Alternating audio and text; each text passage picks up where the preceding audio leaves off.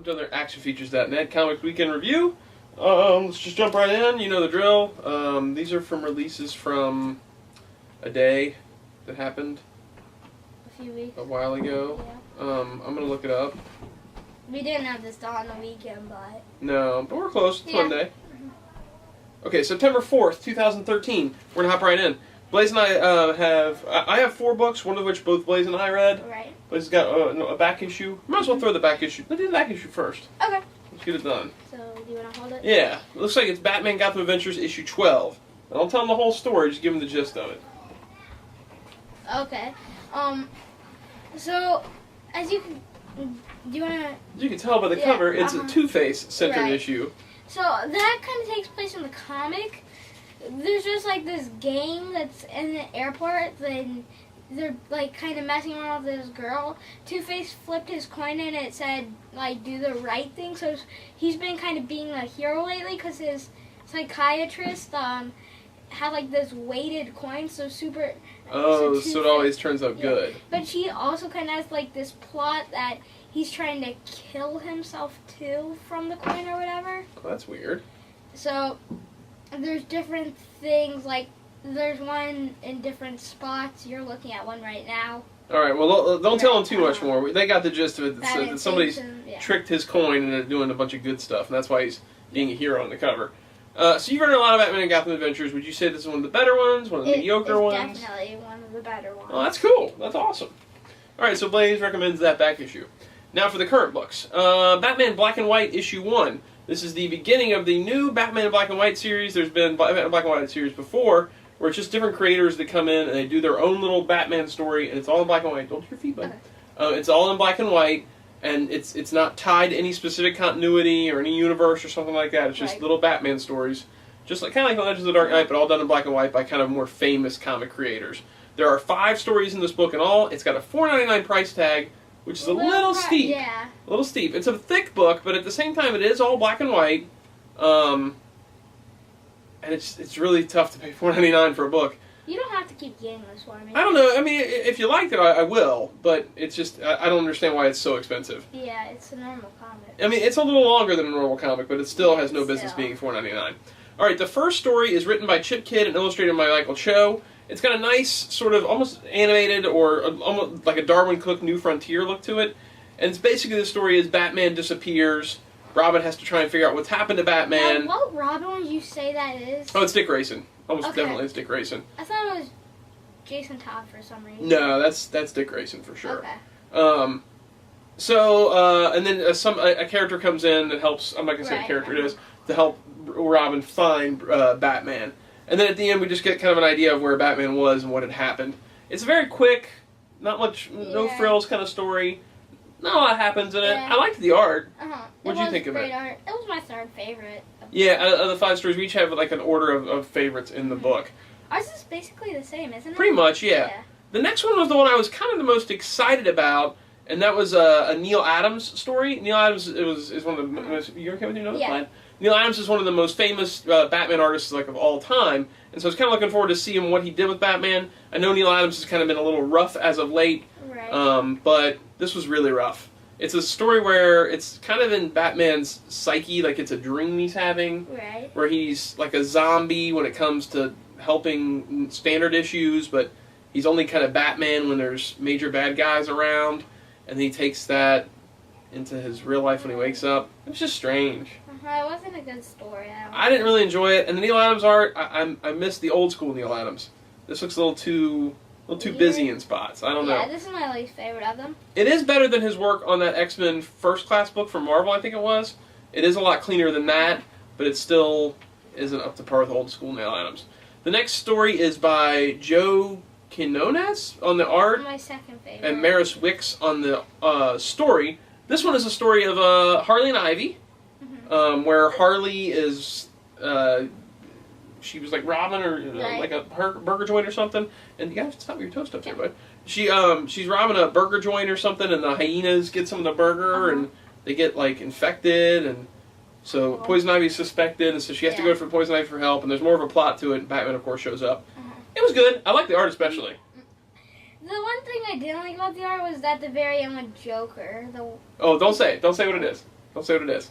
Yeah, you'll ruin the ending if you tell what's going on at the end.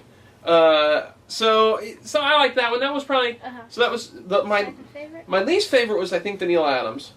Zombie. That was my number 5. Yeah. And I think that the Harley and Ivy was probably my second favorite. Yeah, that was mine. Yeah.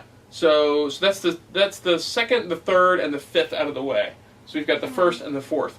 Next is both of our fourth favorite, I think.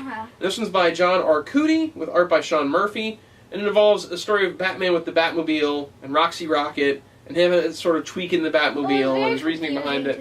I know it's confusing. When I read it, I was like, Blaze may be confused by this one because it's a little kind of jumping all over the place. I still enjoyed it because when I was reading it, I was trying to know where I was going with it. It was good, but it was confusing. It was a little confusing.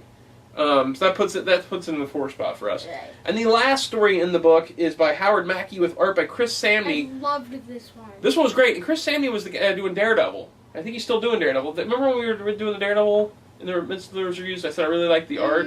The one that had Superior Spider-Man in it? Yeah. Around that run.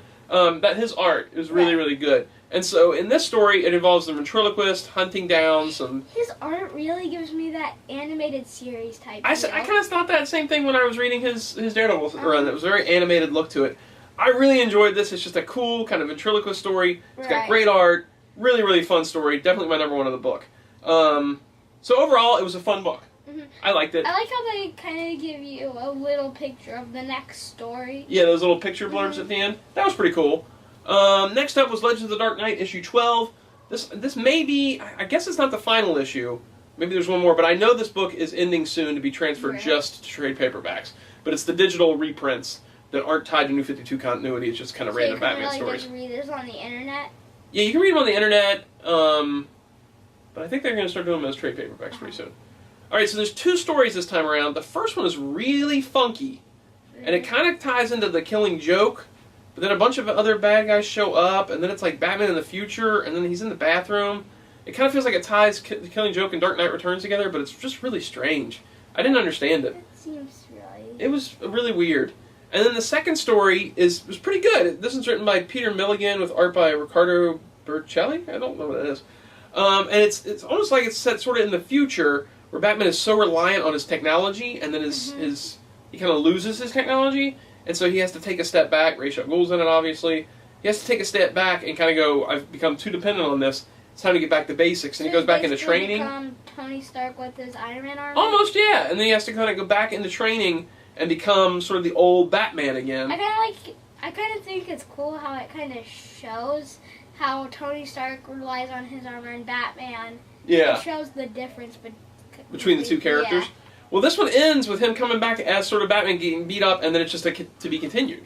This is the first time this book has been to be continued that I can remember. Oh, well, yeah, it probably is going to have a second issue. Or it could be that it's going to bleed into digital, or it's going to be in the trades. I don't even know. The Shadow Year 1, number 5. This is recounting the earliest adventures of the Shadow when he first meets Margot Lane. And they're going after this weird mob boss guy that's kind of killing people, that's being controlled by this entity in the background. This issue just kind of is Margot and her relationship with Lamont, him kind of teaching her kind of some ways to defend herself. We got a little bit more with the Mafia guys in here, and then Margot trying to kind of follow Lamont and be a part of what's going on. Right. We get a big scenes with Shadow against a bunch of bad guys on the bridge. Margot shows up. I'm not going to tell you too much more than that, but it's just kind of more, interesting just backstory on Margot and Shadow. Is anything with the light going on, or is that over? No, that's not in Shadow Year 1. That's in the Shadow. Oh, okay. Yeah. And the final book of this week is The Star Wars, number 1, which I've really been looking forward to this book. You're not going to understand this so much, but The Star Wars is a book that's based on George Lucas's original story for the Star Wars movies, which was way different than what eventually became the Star Wars movie. This one, I thought it's a little bit on the dry side. It's a little kind of boring, but it's a first issue. The art was really good. I really liked this artist, Mike Mayhew. It was awesome. And the story is by J.W. Rinsler, who did a lot of the making of Star Wars books and things. And we basically just get introduced to some characters here, like the Star Killer character, what maybe sort of a Sith-like character, I guess. What's happening with the Jedi Bendu, I guess is what they're called here, Jedi Bendu. and sort of, I guess, the Emperor type character, the introduction of their Darth Vader character, and then the introduction of the Skywalker characters, and how that's all going to kind of pull together, where sort of they're coming together to fight against what I guess is going to be basically the Empire. I enjoyed it, and I'm looking forward to the second issue. It seems like it'd be a little confusing for me. It definitely would be a little confusing, especially for anybody that's just picking this up, thinking it's Star Wars, without knowing that it's this. It does say on the cover, based on George Lucas's original rough draft screenplay, but at the same time, people that don't know what this is, they're going to pick it up and go, I don't have any idea what this is. But for me, it's really, I think, a fun thing. And they use all the Ralph McQuarrie designs for the characters, which I think is awesome. I've always wanted a Ralph McQuarrie animated Star Wars series. I think it would be really cool. So that's it. Pick of the week, Batman Black and White. Yeah. Well, I don't know. Well, you had that. You had a back issue, too. Yeah, but that last story was really good. I did like the ventriloquist story. You like the ventriloquist a lot, too. So. Yeah. I like Batman Black and White. I'd choose Batman Black and White. If it wasn't Batman Black and White, I would kind of give it to the Star Wars this time, because I just thought it was an interesting story and an interesting thing to do as a comic. Right. So that is it for this time, and we're going to see you guys next weekend. Hopefully we'll actually read our books before next weekend, and we'll see how it goes. Yep. Right? So we'll see you guys next time.